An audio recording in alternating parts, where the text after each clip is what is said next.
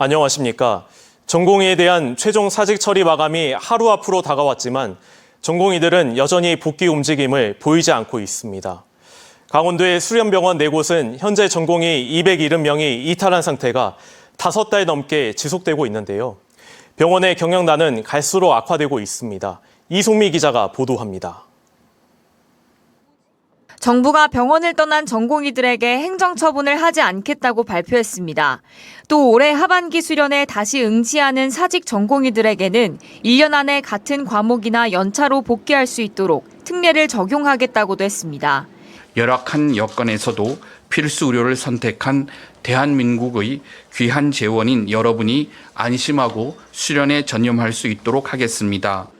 강원 4개 수련병원을 이탈한 전공의는 모두 270여 명.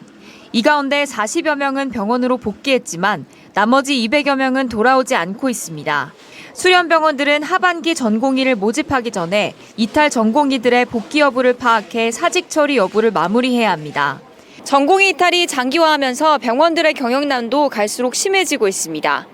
강원도 권역 책임 의료기관인 강원대병원은 한 달 수술 건수가 400여 건인데 이번 사태 전과 비교했을 때 절반 가까이 떨어졌습니다. 병원 인력이 중환자와 응급환자에 집중되면서 외래 환자는 20% 이상 줄었습니다. 병원마다 경비를 줄이기 위해 비상 경영에 들어간 지도 오래입니다. 강릉 아산병원은 내과와 외과 병동을 일부 축소해 운영하고 있습니다.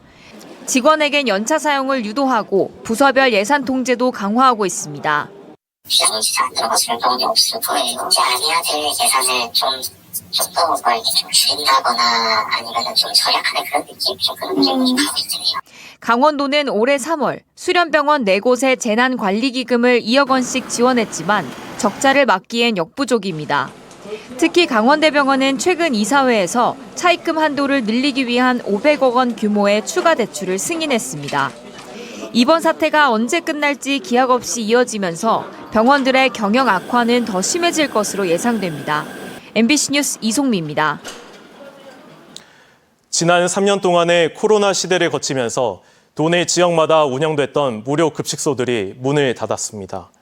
그런데 속초시에서는 지역의 민간 봉사단체가 나서 폐쇄된 무료 급식소의 문을 다시 열고 사회복지시설 운영에 새로운 모델을 제시하고 있다고 합니다.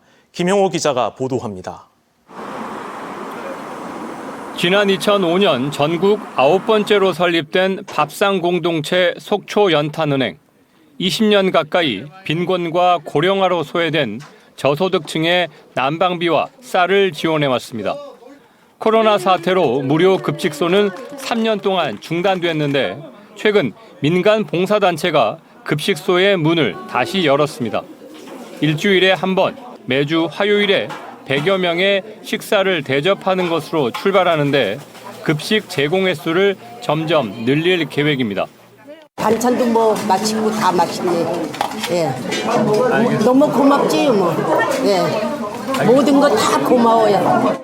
속초 연탄은행의 무료 급식소 재개는 복지단체와 지자체, 봉사단체가 연계한 도내 최초 사례로 의미가 큽니다. 연탄은행은 장소를 제공하고 전국적인 봉사단체인 국제 로터리는 비용과 인력을 지원하는데 지자체는 기부자들을 연결해주는 중재자 역할을 합니다. 행정적으로 저희가 뒷받침할 수 있는 모든 것들은 이제 하고 있고요. 좋은 마음으로 기부하시는 분들 또 꼭 필요로 하시는 분들을 연결해주는 역할이 가장 중요한 역할 중에 하나가 아닌가. 급식소는 식사뿐만 아니라 다양한 봉사활동을 펼칠 수 있는 공간으로도 활용될 계획입니다. 이 공간이 비어 있고 또 여기를 운영하시는 대표님도 이제 연세가 80이 넘으셔서 이 지하를 로타리가 운영하면서 어르신들에게 맛있는 음식 대접하고 노래, 공부 그것을 이제 제공하는 공간으로 이제 만들게 됐습니다. 재정난으로 어려움을 겪는 복지시설 급식소의 운영 방안과 봉사단체들의 새로운 활동 영역으로 속초 로터리 클럽의 사례가 주목받고 있습니다. MBC 뉴스 김영호입니다.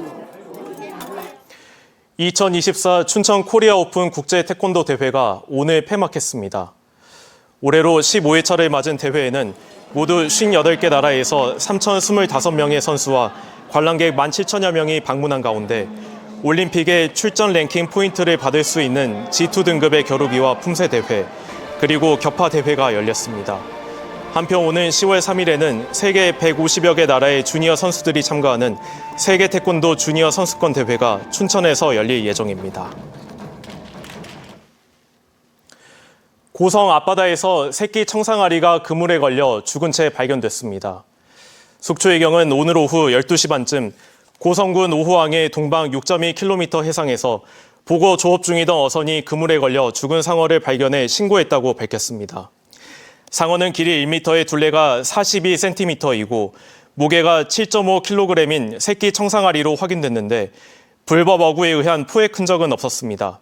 속초의 경은 올 들어 관할 구역에서 상어 혼액 신고가 2건 접수됐다며 지자체와 소방 그리고 수중레저 사업자와 서핑업체에 상어의 혼액 사실을 알리고 안전관리 강화 조치에 나섰습니다. 임용 조건이 완화된 속초시 보건소장의 개방형 직위 채용 원서 접수가 내일부터 19일까지 실시됩니다. 속초시는 최근 보건소장 임용 조건을 의사면허 소지자로 제한했던 지역보건법이 개정 시행되면서 치과 의사와 한의사, 간호사, 그리고 조산사와 약사까지 자격이 확대돼 신규 보건소장의 충원이 가능할 것으로 전망합니다.